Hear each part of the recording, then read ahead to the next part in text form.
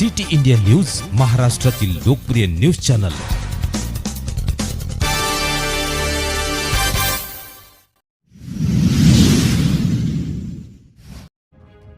विद्युत विभागाच्या पडलेल्या तारेने घेतला बळी, एक मृत, एक जखमी, एक बचावला।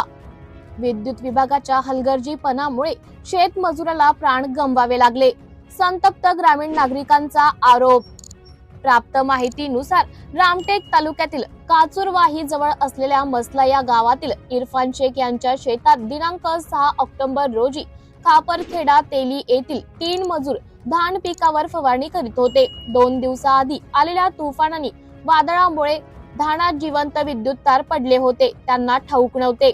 दुपारी 3 वाजेच्या दरम्यान धानावर फवारणी करीत असताना अचानक सुनील लक्ष्मण वरखडे यांचा पाय जिवंत विद्युत तारेवर पडला।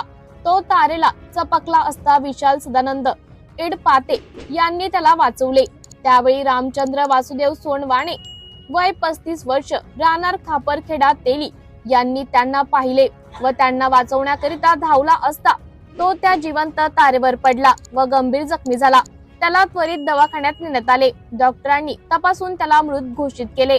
मृतक रामचंद्र विवाहित असून त्याला 2 लहान मुले आहेत, तर सुनीलच्या पायाला गंभीर मार लागला असून त्याला दवाखान्यात भरती करण्यात आले आहे, तर तिसरा थोडक्यात बचावला आहे। विद्युत विभागाच्या लापरवाहीमुळे रामचंद्राचा जीव गेल्याने नागरिकांनी तीव्र रोष व्यक्त केला असून मृतकाच्या कुटुंबियाला सरकारी नोकरी व आर्थिक मदत करण्याची मागणी मृतकाच्या नातेवाईकांनी तसेच नागरिकांनी केली आहे। सिटी इंडिया न्यूज करिता तालुका प्रतिनिधी हर्षपाल मेश्राम, रामटेक।